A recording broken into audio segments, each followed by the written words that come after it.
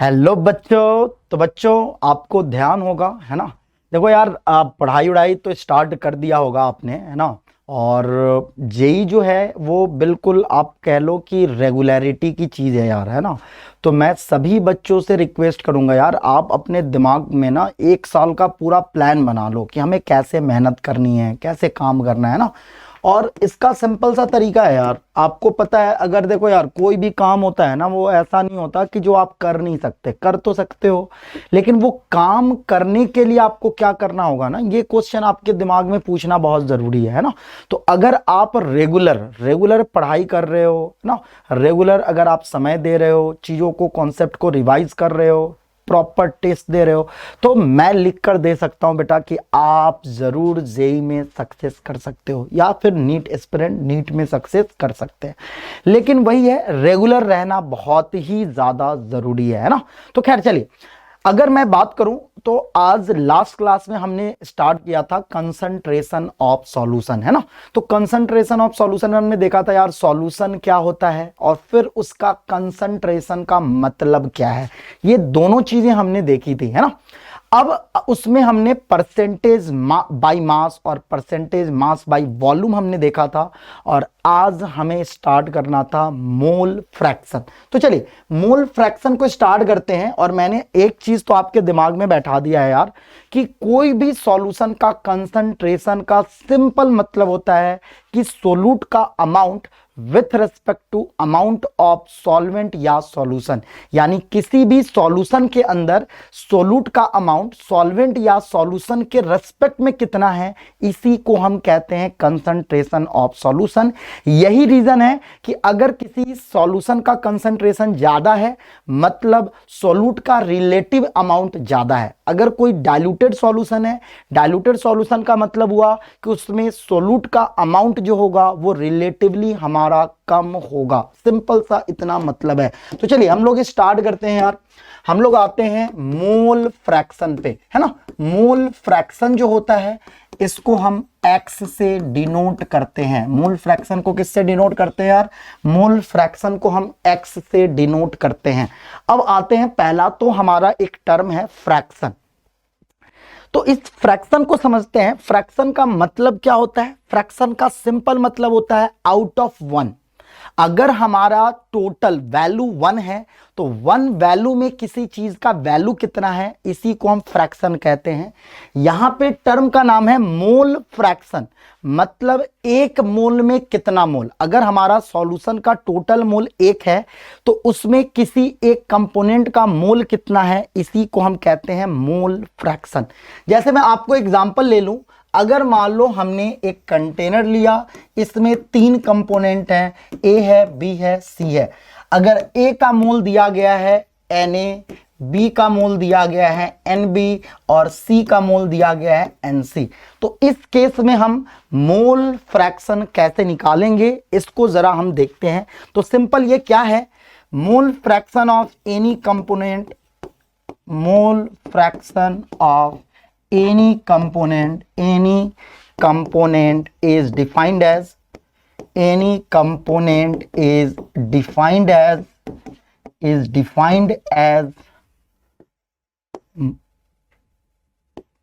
mole of defined as ratio of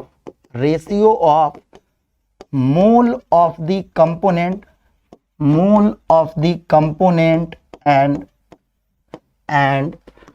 total moles of solution, simple समझ में आया होगा आपको।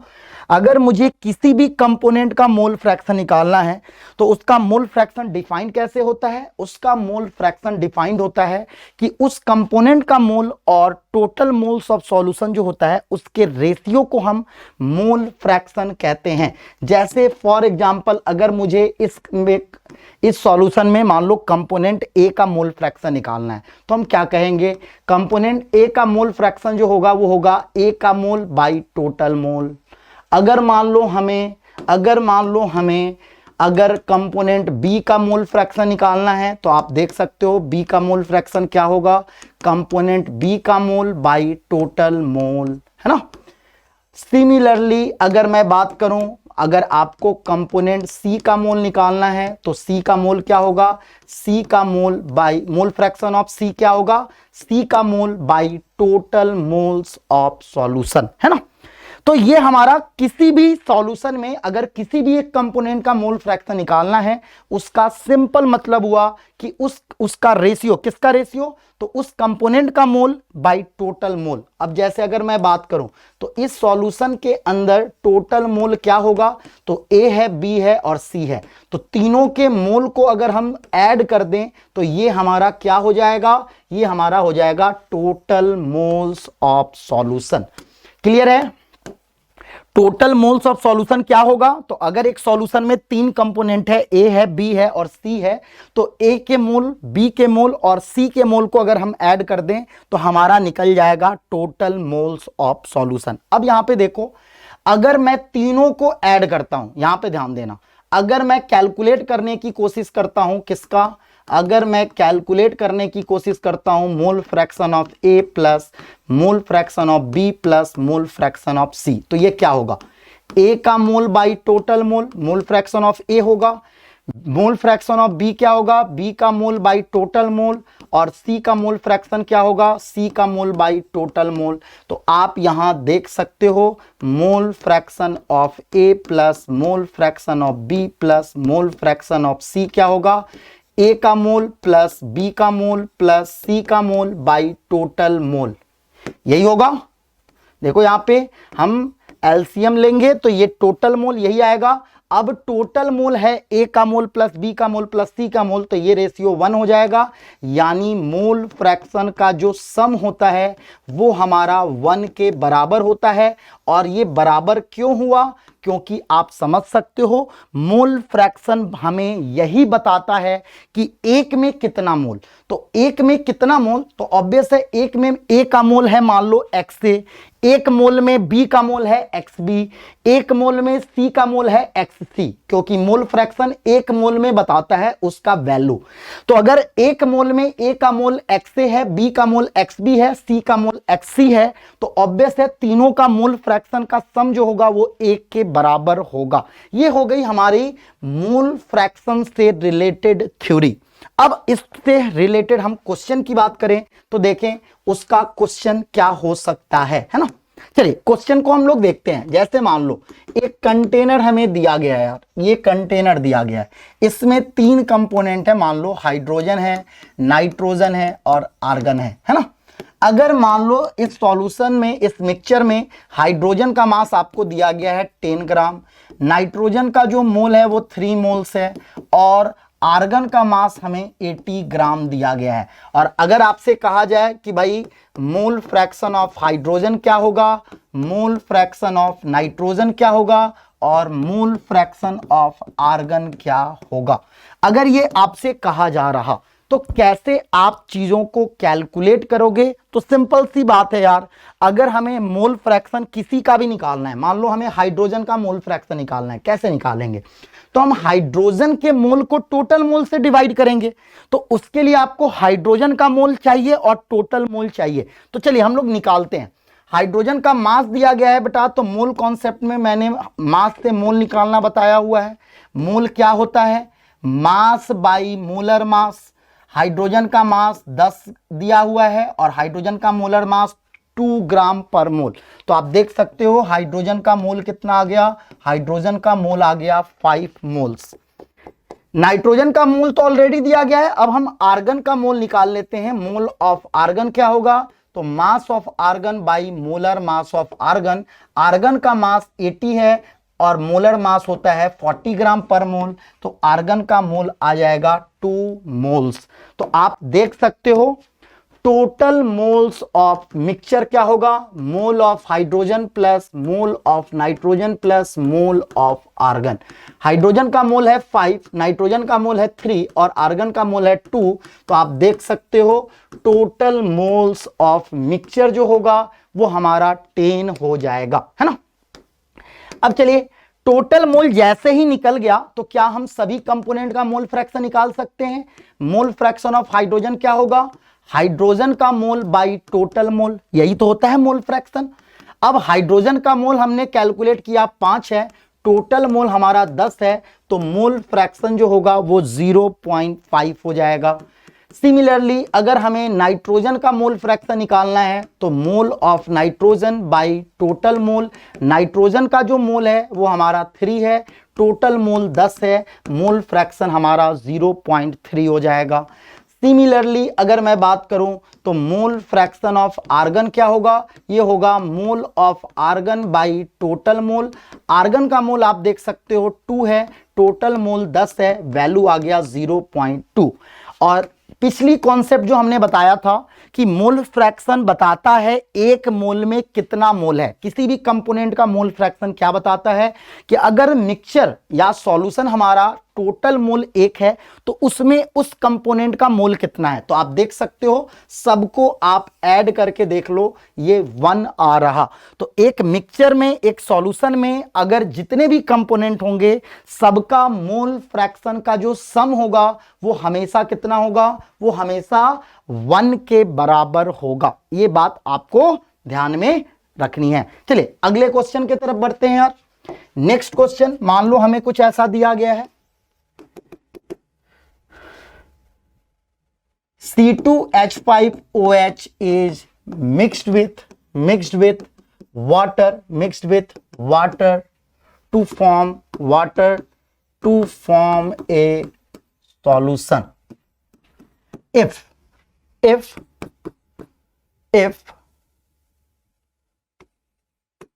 mole fraction of C2H5OH is 0.3 and total moles of solution is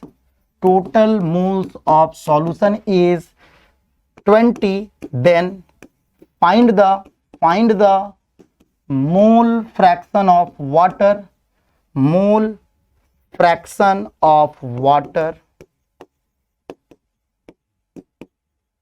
and moles of water।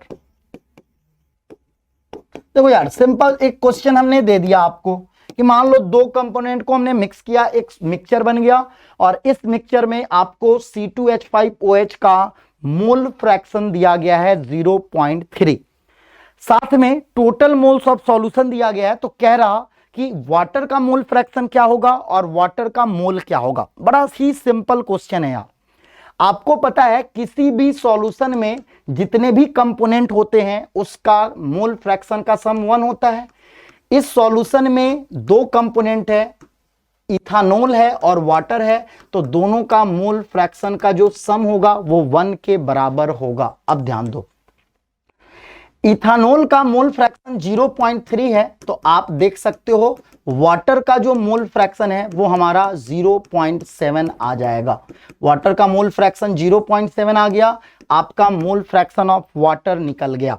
लेकिन अगर हमें water का मोल निकालना है तो दो तरीका है यार, एक तो हम फॉर्मूले से निकाल सकते हैं, चाहे फिर इसी क्वेश्चन को हम दूसरे तरीके से कैसे देख सकते हैं।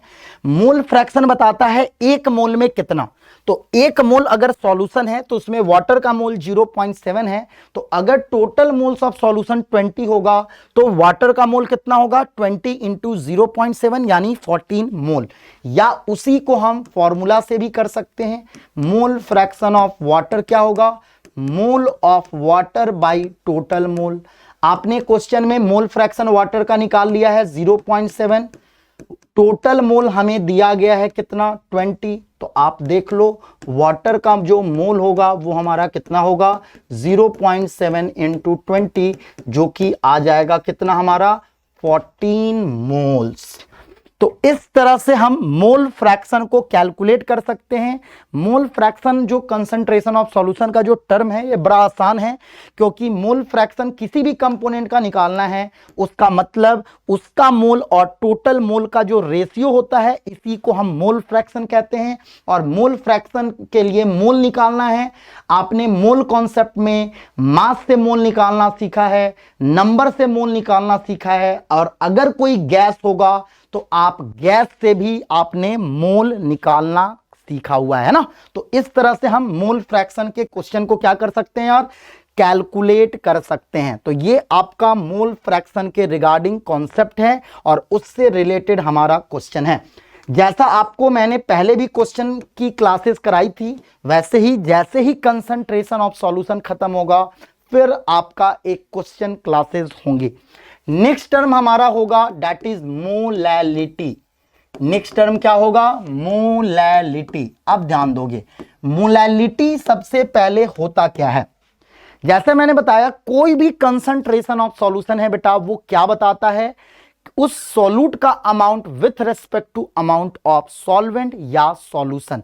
तो मोलैलिटी भी वही है, लेकिन मोलैलिटी क्या होता है? मोलैलिटी किसी भी सॉल्यूशन का मोलैलिटी का मतलब होता है कि अगर सॉल्यूशन में सॉल्वेंट का मास 1 केजी है, सॉल्वेंट का मास अगर 1 केजी है तो 1 केजी सॉल्वेंट में सोल्यूट का मोल कितना होगा, उसी को हम मोलैलिटी कहते हैं। मोलैलिटी का मतलब अगर हमारा सॉल्यूशन का मास 1 केजी है तो सॉल्यूशन ही सॉल्वेंट, अगर 1 केजी सॉल्वेंट में जो हमारा सोल्यूट का नंबर ऑफ मोल्स होगा उसी को हम कहते हैं मोलैलिटी। तो मोलैलिटी का सिंपल डेफिनेशन क्या होगा? It is number of moles of solute, it is number of moles of solute in 1 KG of solvent. समझ में आ रहा?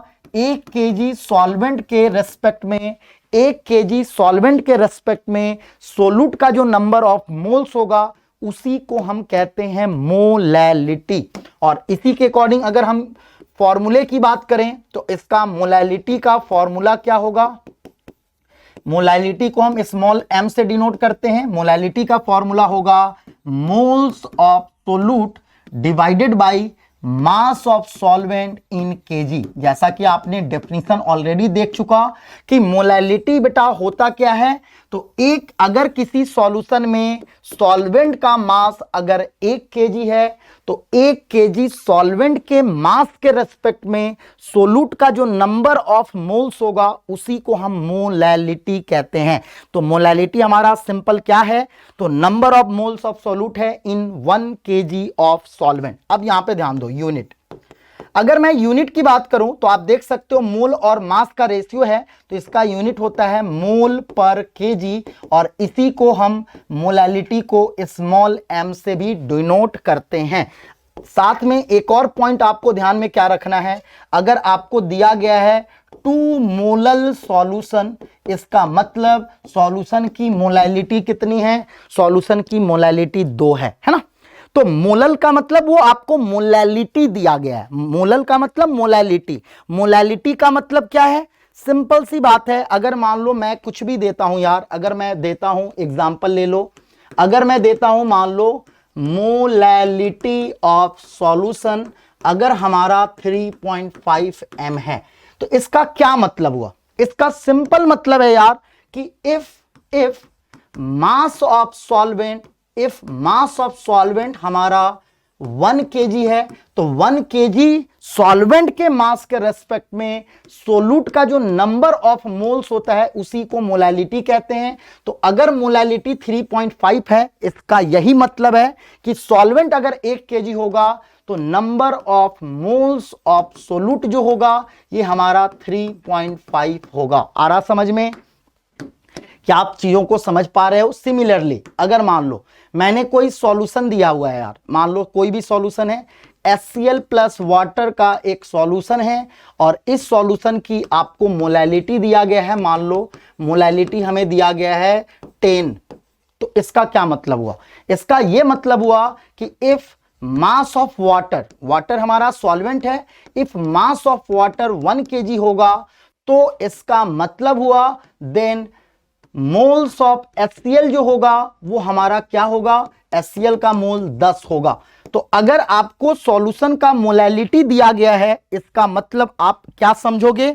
जैसे HCl प्लस वाटर का सॉल्यूशन है और इस सॉल्यूशन का अगर हमें मोलैलिटी दिया गया है 10, इस सॉल्यूशन का अगर हमें मोलैलिटी दिया गया है 10 तो इसका सिंपल ये मतलब हुआ कि अगर 1 केजी वाटर होगा, 1 केजी हमारा सॉल्वेंट होगा, तो सोलूट का मोल 10 होगा।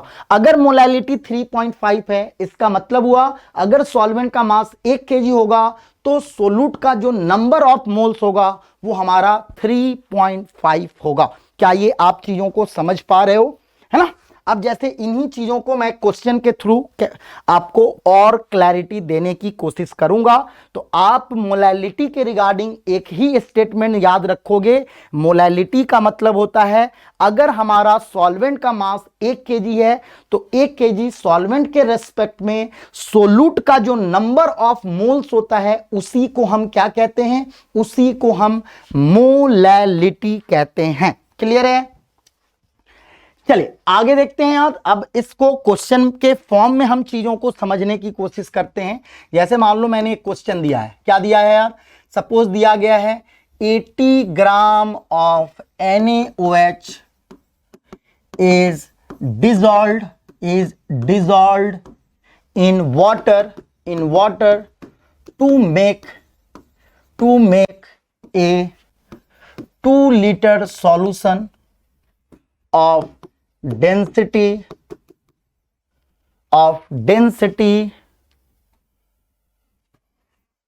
4 liter solution of density 1.2 gram per millilitre. कहा जा रहा find the molality of solution. अब इस सॉल्यूशन की यार आपको मोलैलिटी निकालनी है। साथ में मैं क्या क्या निकाल सकता हूं, चलो वो सारा हमने जो पढ़ा है ना उसको रिवाइज ही कर लेते हैं। पहला आपसे कह रहा फाइंड मोलैलिटी, दूसरा आपसे कहा जा रहा परसेंटेज W/W क्या होगा, तीसरा हमसे कहा जा रहा परसेंटेज W/V क्या होगा, और चौथा हमें कहा जा रहा मोल फ्रैक्शन, मान लो मोल फ्रैक्शन ऑफ NaOH क्या होगा। हमने 4 कंसंट्रेशन ऑफ सॉल्यूशन का यूनिट हमने पढ़ लिया है, W/W, W/V, molality, mole fraction of NaOH। और आपको पता है W/W, मोलैलिटी, मोल फ्रैक्शन मास रिलेटेड कंसंट्रेशन है। मास रिलेटेड कंसंट्रेशन का क्या मतलब होता है? ऐसा कंसंट्रेशन ऑफ सॉल्यूशन जो टेम्परेचर पे डिपेंड नहीं करता, ऐसे कंसंट्रेशन ऑफ सॉल्यूशन को हम मास रिलेटेड कंसंट्रेशन कहते हैं। और परसेंटेज W/V जो है वो हमारा वॉल्यूम रिलेटेड कंसंट्रेशन है। वॉल्यूम रिलेटेड कंसंट्रेशन का सिंपल मतलब हुआ ऐसा कंसंट्रेशन ऑफ सॉल्यूशन जो हमारा टेम्परेचर पे डिपेंड करता है, क्योंकि वॉल्यूम जो होता है वो टेम्परेचर पे डिपेंड करता है और मास हमारा टेम्परेचर पे डिपेंड नहीं करता। इसीलिए मास रिलेटेड कंसंट्रेशन जो होता है वो हमारा जो होता है वो टेम्परेचर इंडिपेंडेंट होता है। तो चलिए सबसे पहले हमें सोलूट का मास दिया गया है, ये NaOH सोलूट है ना, इसका मास दिया गया है, तो हम मोल निकाल लेते हैं। चलो मोल ऑफ NaOH क्या होगा, तो आपको पता है mass by molar mass. NaOH का मास 80 है, NaOH का मोलर मास 40 है।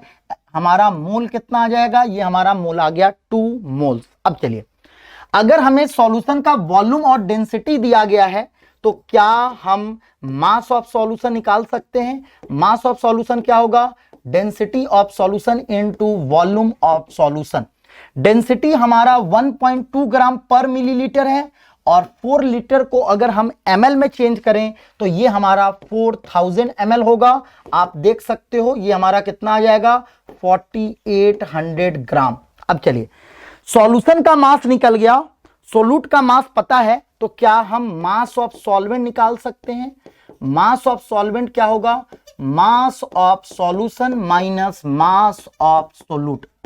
एक सॉल्यूशन कैसे बनता है बेटा, एक सॉल्यूशन हमारा कैसे बनता है, सोलूट और सॉल्वेंट से।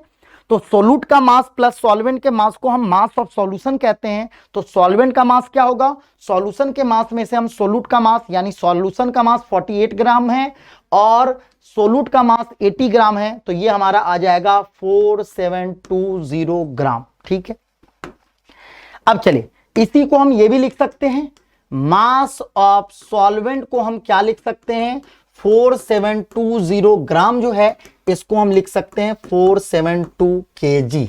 ठीक है, एक और चीज करते हैं यार, हम लोग ना मोल निकाल लेते हैं। मोल ऑफ सॉल्वेंट क्या होगा? मास of solvent by molar mass of solvent. Solvent का मास है 4720 ग्राम और वाटर हमारा जो सॉल्वेंट है उसका मोलर मास होता है 18। तो ये हमारा सॉल्वेंट का मोल हो गया। अब देखो, अब क्वेश्चन में हमें जो जो निकालना है ना यार, सब हम निकाल सकते हैं। कैसे? तो मान लो हमें मोलैलिटी निकालना है। मोलैलिटी का फॉर्मूला क्या होता है? Moles of सोलूट by mass of solvent in KG, यही होता है। सोलूट का मोल हम निकाल चुके हैं। सोलूट का मोल हमारा कितना है? 2। सॉल्वेंट का मास केजी में कितना है? 4.72। तो ये हमारा आ गया मोलैलिटी। ठीक है, दूसरा परसेंटेज W बाई W। आप बताओ परसेंटेज W बाई W क्या होता है? बताओ यार परसेंटेज W बाई W क्या होता है? परसेंटेज W बाई W होता है mass of सोलूट by mass of solution into 100। यही होता है। सोलूट का मास 80 है, सॉल्यूशन का मास 4800 है और इनटू 100। तो आप देख सकते हो परसेंटेज W बाई W कितना आ जाएगा? 60। ये हमारा 65/3 कुछ आ रहा है ना, 5/3 यानी 1.67% आ रहा। ठीक है, इसको 80 को डिवाइड करोगे यार तो ये 60 आएगा, ये हमारा 5/3 आ जाएगा यानी 1.67। अब ध्यान दो, आपको हमने परसेंटेज W बाई V निकालना सिखाया था परसेंटेज W बाई W से। Percentage W by W into density of solution gram per millilitre में जो होता है वो हमारा परसेंटेज W बाई V होता है। W बाई W हमारा 5/3 है और density of solution gram per millilitre में 1.2 है। तो आप इसको देख सकते हो, ये हमारा 2% आ जाएगा, है ना। चलिए, परसेंटेज W बाई V मैंने आपको रिवीजन करा दिया यार। एक ही क्वेश्चन में ना मैंने मोलैलिटी तो निकालना सिखाया ही, लेकिन मैंने आपको सारे क्वेश्चन का कॉन्सेप्ट को रिवाइज करा दिया कि इसी क्वेश्चन में आप W by W, W by V, mole fraction कैसे निकालोगे। अब आपको पता चला मोल फ्रैक्शन ऑफ NaOH निकालना है। मान लो ये क्या होगा? Mole of NaOH by total mole. NaOH का मोल कितना? 2। टोटल मोल क्या होगा? NaOH का मोल प्लस वाटर का मोल। वाटर का मोल कितना है? 4720/18। इसको आप सॉल्व कर लोगे, ये हमारा क्या हो जाएगा? Mole fraction. तो बहुत सिंपल सा है कॉन्सेप्ट यार, कंफ्यूजन कहीं भी नहीं है बेटा। आपको बस चीजों को रिलेट करना है W बाई W। जैसे परसेंटेज W बाई W 1.67 आया तो मैंने आपको बताया हुआ है बेटा इसका क्या मतलब हुआ। तो परसेंटेज W बाई W हमें बताता है कि अगर हमारा सॉल्यूशन का मास 100 ग्राम है तो सोलूट का मास 1.67 ग्राम होगा। ठीक है, परसेंटेज W बाई V हमें 2% है। इसका क्या मतलब हुआ कि अगर सॉल्यूशन का वॉल्यूम 100 ml है तो उसमें सोलूट का मास 2 ग्राम होगा, ये मतलब है। मोल फ्रैक्शन NaOH का जो आ रहा वो क्या बता रहा कि अगर सॉल्यूशन का मोल टोटल 1 है तो उसमें सोलूट का जो मोल NaOH का जो मोल होगा उसको हम मोल फ्रैक्शन कहते हैं। मोलैलिटी अगर हमारा 2/4.72 आ रहा है, इसका क्या मतलब हुआ? इसका मतलब हुआ कि अगर सॉल्वेंट का मास 1 kg है तो उसमें सोलूट का मोल होगा 2/4.72। यही मतलब है यार इन चारों टर्म का। मोलैलिटी हमने पढ़ा था, परसेंटेज W बाई W पढ़ा हुआ है, परसेंटेज हमने W बाई V पढ़ा हुआ है और हमने मोल फ्रैक्शन भी पढ़ा हुआ है। तो इन सभी का क्या मतलब हुआ वो मैंने आपको सिंपल तरीके से चीजों को एक्सप्लेन किया है ना। चलिए आगे बढ़ते हैं, आगे बढ़ते हैं, नेक्स्ट क्वेश्चन की तरफ बढ़ते हैं यार। नेक्स्ट क्वेश्चन की तरफ बढ़ते हैं और इसको समझने की कोशिश करते हैं। चलिए अगला क्वेश्चन मान लो हमें दिया गया है, सपोज क्या, if mole fraction of aqueous NaOH solution, if mole fraction of NaOH in is 0.4 in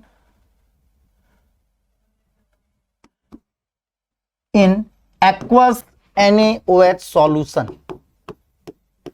क्या रहा? find the molality of NaOH.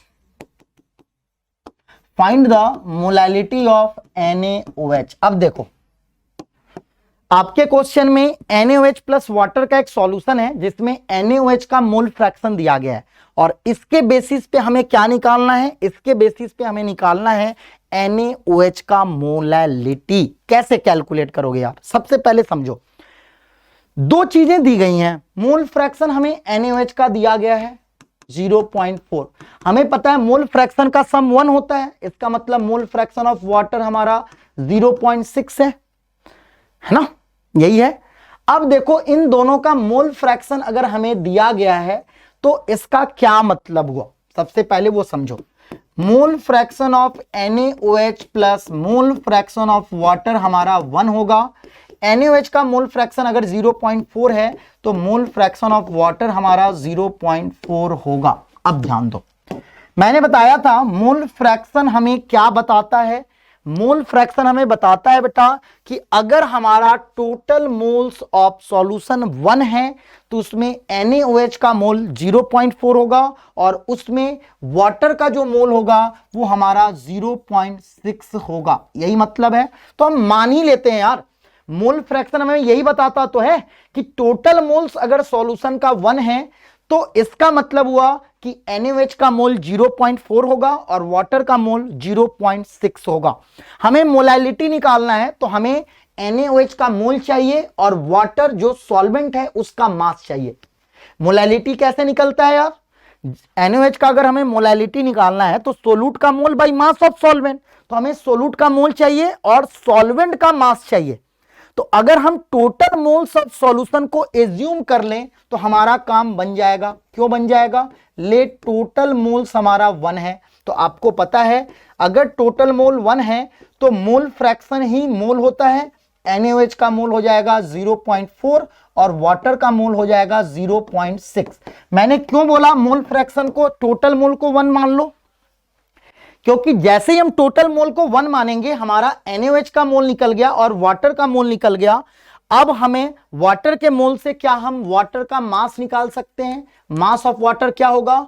Mole into molar mass. मास क्या होता है? मोल से अगर हमें मास निकालना है तो मास क्या होता है? मोल इनटू मोलर मास। वाटर का मोल 0.6, मोलर मास 18, तो ये हो गया हमारा 10.8 ग्राम। और 10.8 ग्राम को अगर हम केजी में चेंज करें तो वाटर का मास हो गया 10.8 इंटू 10 का पावर -3 केजी। अब वाटर का मास केजी में आ गया सॉल्वेंट का और सोलूट का मोल आ गया, तो क्या हम मोलैलिटी नहीं निकाल सकते? तो मोलैलिटी हमारा क्या हो जाएगा? मोलैलिटी हो जाएगा हमारा moles of सोलूट by mass of solvent in KG. यही होता है इन केजी। NaOH का मोल 0.4, सॉल्वेंट का मास 10.8 इंटू 10 का पावर -3। तो आप देख सकते हो मोलैलिटी क्या होगा? मोलैलिटी हमारा होगा 400 बाई 10.8। ये हमने बता दिया यार कैसे आप मोलैलिटी से, अगर आपको मोल फ्रैक्शन दिया हो, कुछ भी दिया हो यार, आपको पता है मोलैलिटी हमें निकालना है तो हमें क्या चाहिए? 2 टर्म चाहिए। हमें सोलूट का मोल चाहिए और सॉल्वेंट का मास चाहिए। तो हमें अगर मोल फ्रैक्शन दिया गया है, अगर हम टोटल मोल 1 मान ले तो सोलूट का मोल पता चल गया, सॉल्वेंट का भी मोल पता चल गया। सॉल्वेंट के मोल से सॉल्वेंट का मास निकल जाएगा और एक बार हमारा सोलूट का मोल और सॉल्वेंट का मास निकल गया तो हम मोलैलिटी को क्या कर सकते हैं? इजीली कैलकुलेट कर सकते हैं। आ रही है बात समझ में? यहीं से आपने जो पढ़ा उसी से हम एक डायरेक्ट फॉर्मूला भी यहां पे मैं लिख सकता हूं। जैसे मान लो मोल फ्रैक्शन जो हो, सॉरी, मोलैलिटी जो होगा वो हमारा क्या होता है? मोलैलिटी होता है मोल fraction of सोलूट divided by mole fraction of solvent into molar mass of solvent into 1000। ये हमारा मोलैलिटी का फॉर्मूला हुआ डायरेक्ट मोल फ्रैक्शन से निकालने का। यानी इसी क्वेश्चन को सॉल्व करना है तो आप देख सकते हो बेटा कि मान लो हमें मोलैलिटी निकालना था तो सोल्यूट का मोल फ्रैक्शन 0.4 था into 1000 divided by mole fraction of solvent वो था 0.6, मोलर मास ऑफ सॉल्वेंट 18। तो आप देख सकते हो यही आंसर आएगा जो हमने कैलकुलेट किया है। तो आप डायरेक्ट भी फॉर्मूला अगर आपको याद हो तो आप डायरेक्ट भी निकाल सकते हो, अदरवाइज अगर आपको फॉर्मूले याद नहीं है तो भी मैंने आपको क्वेश्चन को सॉल्व करने का तरीका बताया कि आप कैसे मोलैलिटी को क्या कर सकते हो, कैलकुलेट कर सकते हैं, है ना। क्लियर है, क्लियर है। अब इसके इजी क्वेश्चन तो मैं आपको बता ही देता हूं। जैसे मान लो हमारा इससे रिलेटेड इजी क्वेश्चन क्या हो सकता है, इससे रिलेटेड हमारा इजी क्वेश्चन क्या हो सकता है उसको जरा मैं आपको यहां पे दिखाने की कोशिश करता हूं। जैसे मान लो हमें दिया गया है suppose 490 gram of H2SO4 is dissolved in water to make a 5490 gram of solution. Find the molality of solution. Find the molality of solution. कुछ भी दिया गया यार, बड़ा सिंपल सी कहानी है यार। आपको एक ही चीज हमेशा ध्यान में रखना है कि अगर हमें सॉल्यूशन की मोलैलिटी निकालनी है तो हमें दो चीज चाहिए, पहला सोल्यूट का मोल और दूसरा सॉल्वेंट का मास। तो आप यहां देख सकते हो अगर हमें सोल्यूट का मास दिया गया है तो क्या हम सोल्यूट का मोल निकाल सकते हैं। मोल्स ऑफ सोल्यूट यानी मोल्स ऑफ H2SO4 क्या होगा, mass by molar mass. H2SO4 का मोलर मास 98, तो हमारा सोल्यूट का मोल आ जाएगा 5 मोल्स। चलिए, यानी आपने सोल्यूट का मोल निकाल लिया यार। अब आपको पता है मोलैलिटी निकालने के लिए हमें क्या चाहिए, हमें चाहिए सोल्यूट का मोल जो कि हम कैलकुलेट कर चुके हैं, और दूसरा हमें चाहिए सॉल्वेंट का मास। तो आपको पता है मास ऑफ सॉल्यूशन क्या होता है, mass of solute plus mass of solvent. जब हम सॉल्वेंट, एक सॉल्यूशन बनता है सोल्यूट और सॉल्वेंट से, तो सोल्यूट का मास प्लस सॉल्वेंट के मास को हम मास ऑफ सॉल्यूशन कह सकते हैं। सॉल्यूशन का मास है 5490, सोल्यूट का मास है 490, तो यहां से हमारा सॉल्वेंट का मास निकल जाएगा। आप देख सकते हो मास ऑफ सॉल्वेंट यानी मास ऑफ वाटर हमारा कितना आ गया, 5000 ग्राम, जिसको हम केजी में लिख सकते हैं 5 kg। अब सॉल्वेंट का मास निकल गया, सोल्यूट का मोल निकल गया, तो मोलैलिटी तो बहुत सिंपल सा खेल है। मोलैलिटी होता क्या है, मोलैलिटी होता है moles of solute by mass of solvent in KG. तो आप देख सकते हो सोल्यूट का मोल 5, सॉल्वेंट का मास 5, तो मोलैलिटी कितना आ गया सॉल्यूशन का 1। मोलैलिटी आपको पता भी है, मोलैलिटी क्या बताता है कि अगर सॉल्वेंट का मास 1 kg होगा तो 1 kg सॉल्वेंट के रेस्पेक्ट में सोल्यूट का जो मोल होगा उसी को हम मोलैलिटी कहते हैं। तो 5 kg सॉल्वेंट में 5 मोल सोल्यूट है, तो 1 kg सॉल्वेंट में 1 मोल सोल्यूट होगा, और इसलिए मोलैलिटी 1 होगा। यही मोलैलिटी का यूनिट कई बार आपको ऐसा भी दिया जा सकता है, मोल पर केजी को ही हम मोलल सॉल्यूशन यानी कि मोलैलिटी कहते हैं, जो कि हमारा क्या होता है, मास रिलेटेड कंसंट्रेशन होता है। क्लियर है, क्लियर है। चलिए, अब हम अगर ये चीजें क्लियर है यार तो हम आगे बढ़ते हैं थोड़ा सा। अब अगले कंसंट्रेशन ऑफ सॉल्यूशन की तरफ चलते हैं, जो कि हमारा है पार्ट्स पर मिलियन, जो कि क्या है हमारा पार्ट्स पर मिलियन। तो चलिए, पार्ट्स पर मिलियन और पार्ट्स पर बिलियन क्या होता है उसको भी हम जरा देख लेते हैं। छोटे छोटे टर्म हैं। नॉर्मेलिटी जो है वो हम यहां नहीं देखने वाले हैं।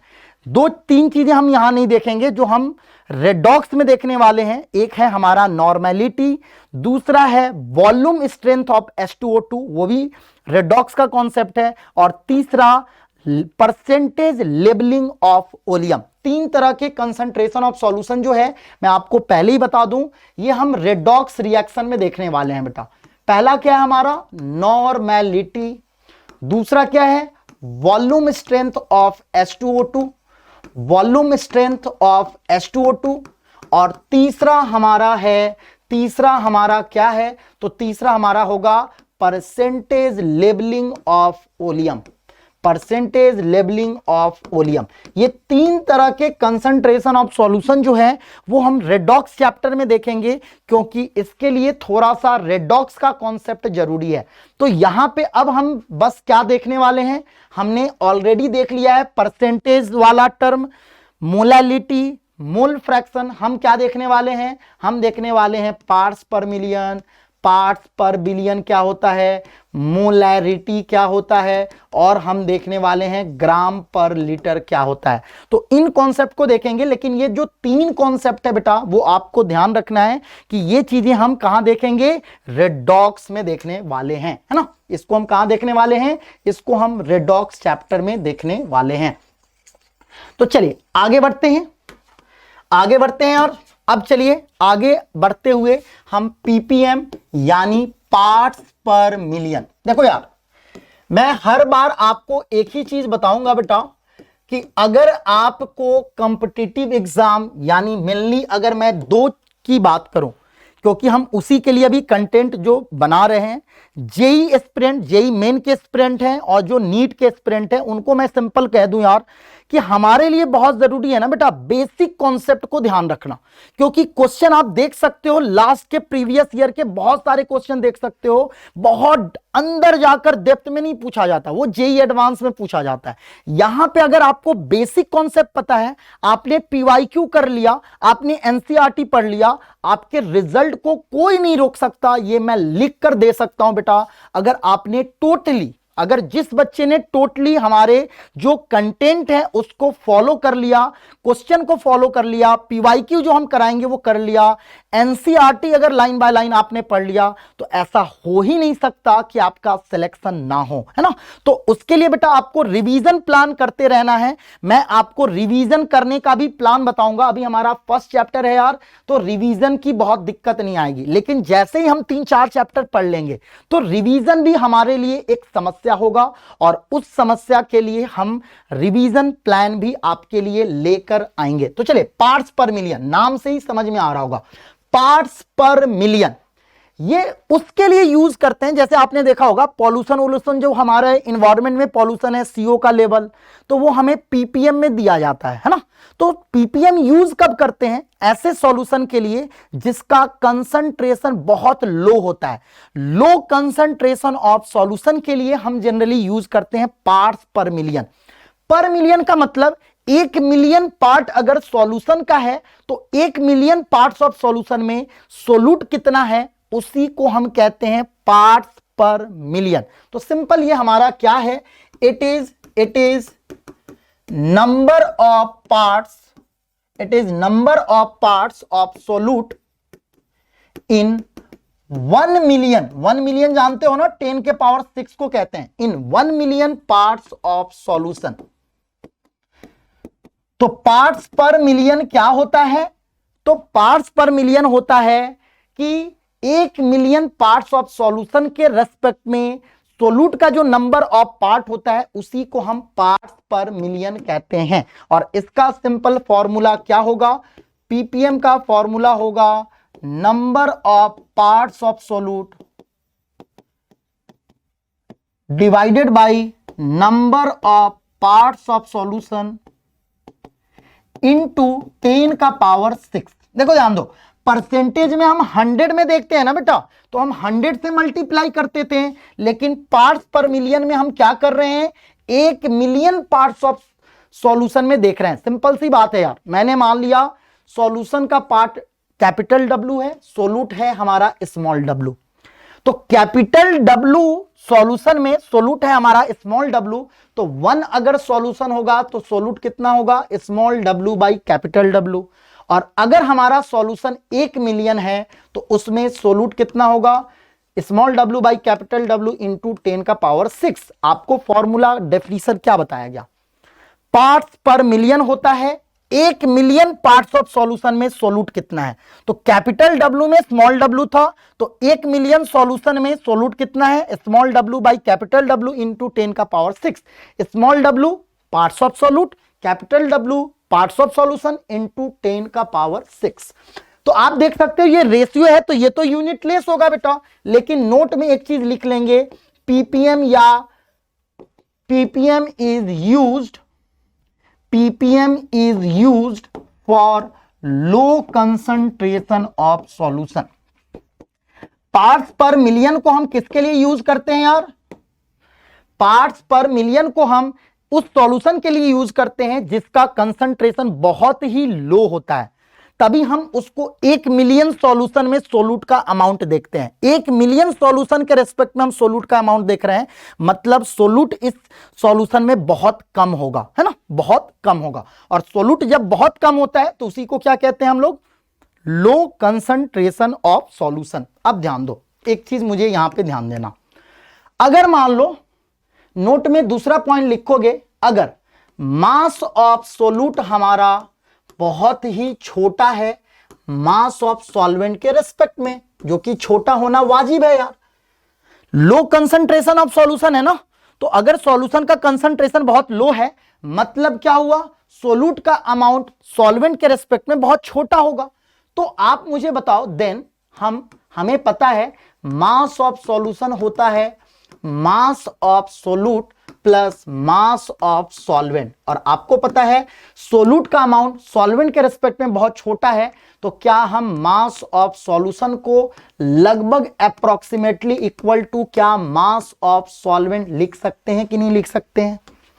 अगर हमारा सोल्यूट का अमाउंट सॉल्वेंट के रेस्पेक्ट में बहुत कम होगा, तो क्या हम सॉल्यूशन के मास को ही approximately equal to mass of solvent assume कर सकते हैं या नहीं कर सकते, आप मुझे सिंपल बताओ। कह सकते हैं ना, क्योंकि ये नेग्लिजिबल है, तो इसको हम ऐड करें या ना करें कोई फर्क नहीं पड़ रहा। तो उस केस में देखो, हमारा पार्ट्स पर मिलियन का आप फॉर्मूला ये भी लिख सकते हो, number of parts of solute into 10 का power 6 divided by number of parts of solvent. Solution के जगह हम क्या लिख सकते हैं, सॉल्यूशन के जगह हम सॉल्वेंट लिख सकते हैं, क्योंकि सोल्यूट का जो अमाउंट है वो सॉल्वेंट के रेस्पेक्ट में कम है। तो ये ध्यान रखेंगे, ये कब यूज कर रहे हैं हम, जब ये हम एज्यूम ही कर रहे हैं कि सोल्यूट का जो मास है वो हमारा सॉल्वेंट के रेस्पेक्ट में नेग्लिजिबल है, तो उस केस में हम पार्ट्स पर मिलियन का ये भी फॉर्मूला यूज कर सकते हैं। ये दोनों फॉर्मूला सेम ही है, क्यों, क्योंकि अगर सोल्यूट हमारा बहुत कम होगा तो हम सॉल्यूशन के मास को सॉल्वेंट का मास लिख सकते हैं, इसलिए इसी फॉर्मूला को हम इस फॉर्मेट में भी लिख दें तो गलत नहीं है, क्योंकि सोल्यूट का अमाउंट सॉल्वेंट के रेस्पेक्ट में बहुत ही छोटा है।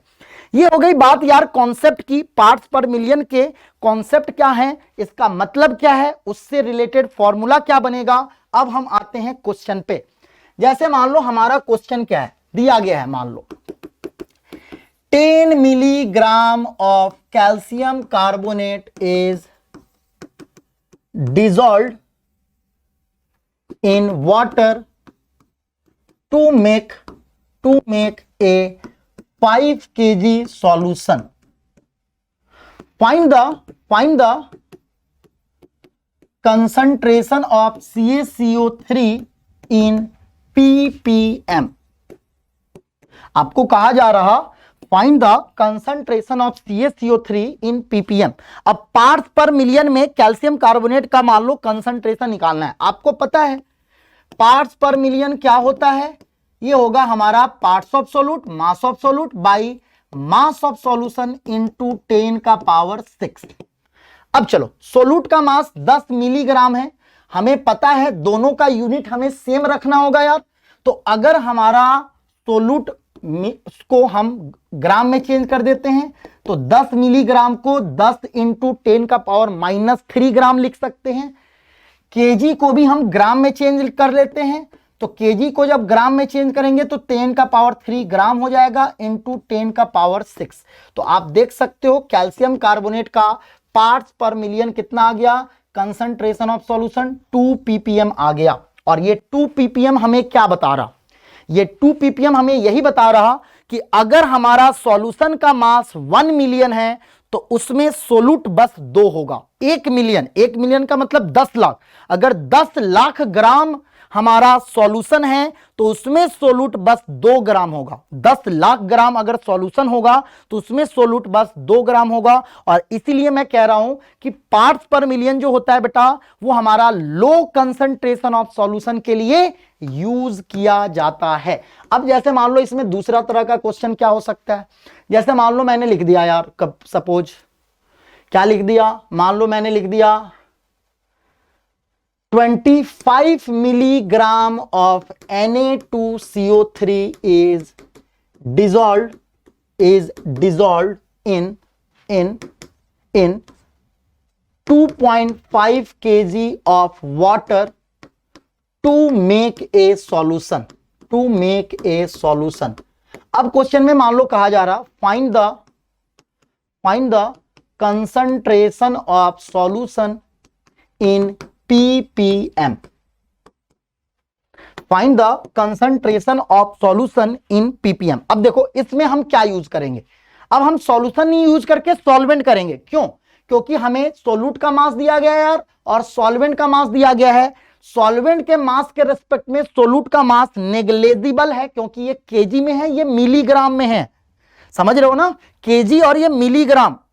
1 केजी में 10 का पावर 6 मिलीग्राम होता है, तो आप सोच सकते हो इसके रेस्पेक्ट में इसका मास नेग्लिजिबल है, तो हम मास ऑफ सॉल्यूशन को अप्रोक्सीमेटली इक्वल लिख सकते हैं मास ऑफ सॉल्वेंट, और ये हमारा हो जाएगा 2.5 केजी। क्यों? क्योंकि मास ऑफ सोलूट जो है वो हमारा बहुत ही छोटा है, किससे? सॉल्वेंट के मास से। तो बस फॉर्मूला बन गया आपका, पार्ट्स पर मिलियन का क्या फॉर्मूला होगा, mass of सोलूट by mass of solvent, क्योंकि सॉल्वेंट के मास को ही हम सॉल्यूशन का मास बोल सकते हैं।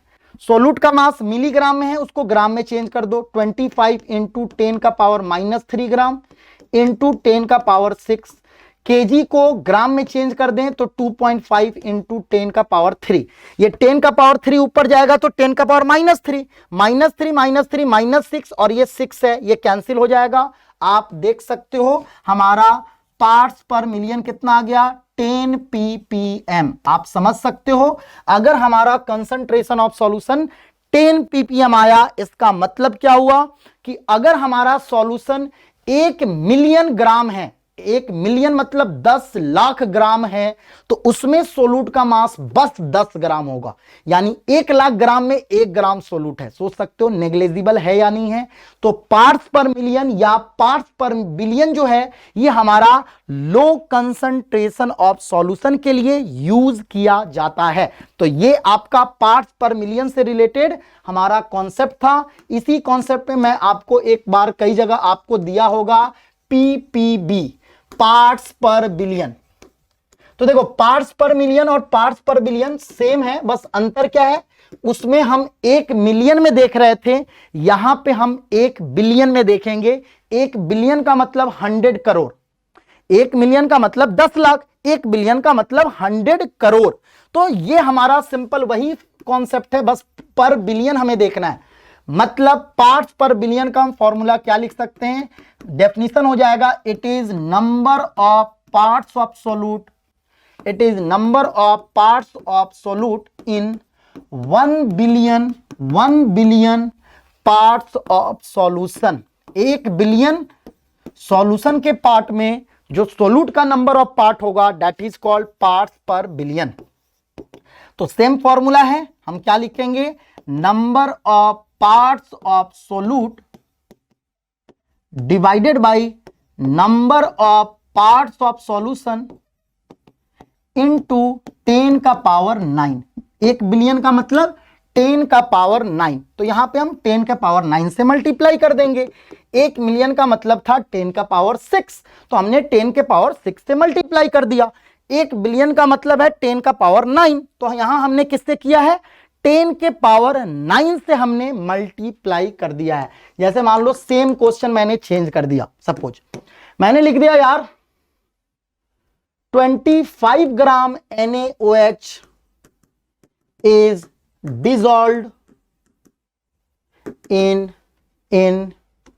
water to make a 250 kg solution. Find the concentration of solution in parts per billion, है ना। तो बहुत सिंपल है, बस फॉर्मूला ही तो लगाना है यार। मास आपको पता ही है, पार्ट्स पर बिलियन का क्या हो जाएगा नंबर, या आप शॉर्ट में लिखें तो mass of solute by mass of solution into 10 का पावर 6।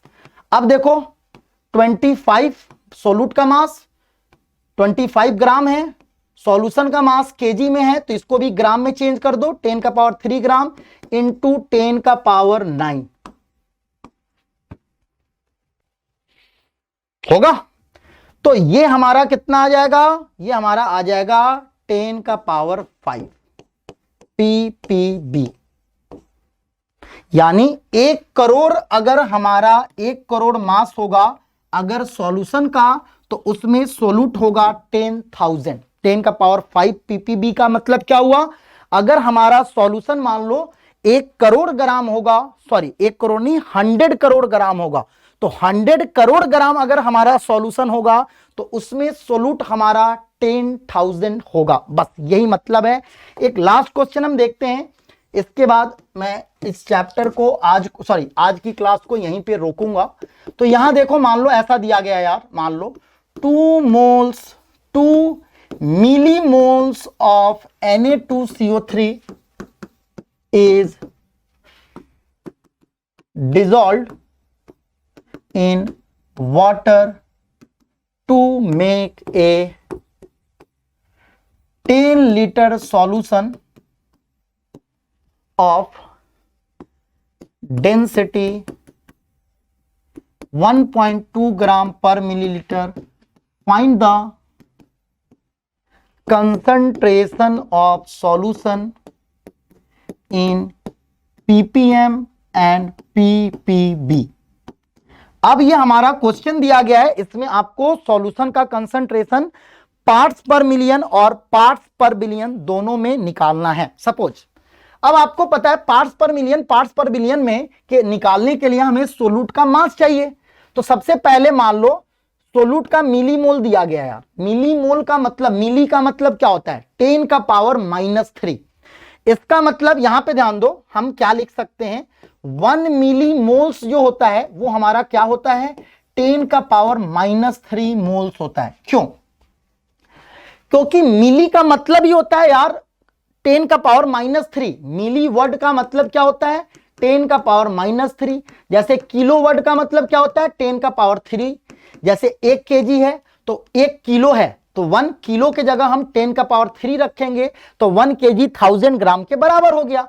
वैसे ही अगर मान लो मिली का मतलब होता है 10 का पावर -3, तो यहां पे दिया गया है अगर मैं कहूं मोल ऑफ सोडियम कार्बोनेट क्या होगा, तो ये मोल कह रहा, तो मिली को हम मोल में कन्वर्ट करना है, तो मिली के जगह हम 10 का पावर -3 रख देंगे, तो ये हमारा मोल्स निकल गया। अब चलिए, अगर मैं आपसे कहूं भाई कि मास निकाल लो, तो मास ऑफ सोडियम कार्बोनेट क्या होगा मिली मोल्स इंटू मोलर मास। ये हमारा 212 इंटू 10 का पावर -3 ग्राम मास हो गया। ठीक है, अब चलिए हम सॉल्यूशन का मास निकालते हैं। मास ऑफ सॉल्यूशन क्या होगा volume of solution into density of solution. Density gram per millilitre में है, तो वॉल्यूम को भी हम मिलीलीटर में चेंज कर देते हैं, तो ये हमारा 1.2 इंटू 10 का पावर 4 ग्राम हो जाएगा। ठीक है, अब बस निकाल लो यार। पार्ट्स पर मिलियन क्या होता है, पार्ट्स पर मिलियन होता है mass of solute by mass of solution into 10 का पावर 6। सोल्यूट का मास 212 इंटू 10 का पावर -3, सॉल्यूशन का मास 1.2 इंटू 10 का पावर 4 इंटू 10 का पावर 6। तो आप देख सकते हो ये हमारा आ गया 21.2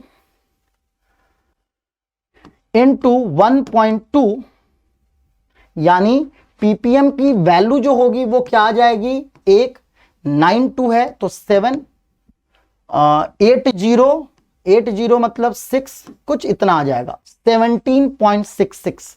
सिमिलरली आप पार्ट्स पर बिलियन भी निकाल सकते हो। पार्ट्स पर बिलियन क्या होता है? पार्ट्स पर बिलियन क्या होता है? 10 का पावर 3 इंटू पार्ट्स पर मिलियन। तो ये हो जाएगा 17.66 इंटू 10 का पावर 3। तो मोल दे, मास दे, कुछ भी दे, आपको पता है पार्ट्स पर मिलियन निकालना है तो हमें सोल्यूट का मास चाहिए, सॉल्यूशन का मास चाहिए। फिर हम डायरेक्ट फॉर्मूला लगा सकते हैं पार्ट्स पर मिलियन का और हमारा क्वेश्चन सॉल्व हो जाएगा। पार्ट्स पर मिलियन से रिलेटेड आपको एक बात क्या ध्यान में रखनी है कि पार्ट्स पर मिलियन या पार्ट्स पर बिलियन हम किसके लिए यूज करते हैं? ऐसे सॉल्यूशन के लिए यूज करते हैं जिसका कंसंट्रेशन बहुत ही ज्यादा लो होता है। क्लियर है? देखो यार, अब हम अगले क्लास में जो है हम लोग ग्राम पर लीटर और मोलैरिटी का कॉन्सेप्ट देखेंगे और ये दो कॉन्सेप्ट बहुत लंबा है तो बहुत आगे जाएगा, 2 क्लास लगेगा और एक हम क्वेश्चन क्लास भी रखेंगे। तो इसके बाद हम इन चैप्टर्स को खत्म करके हम दूसरे चैप्टर की तरफ मूव करेंगे। तो खैर आज की क्लास को बेटा मैं यहीं पे रोकता हूं। किसी तरह के अगर दिक्कत हो यार, आप कमेंट बॉक्स में कमेंट जरूर करना यार। आप चीजों को थॉरो पढ़ना बेटा, बहुत ही बेसिक से मैं चीजों को समझा रहा हूं। किसी तरह की दिक्कत हो तो आप जरूर बताएं ताकि मैं उसके अकॉर्डिंग आपके लिए और भी अलग तरह की एक्स्ट्रा क्लास लगाकर आपके चीजों को मैं क्लियर कर सकूं। तो आज की क्लास को हम यहीं पे रोकते हैं, मिलते हैं नेक्स्ट लेक्चर में। तब तक के लिए जय हिंद, जय Bharat. Thank you so much guys, bye bye, मिलते हैं नेक्स्ट लेक्चर में।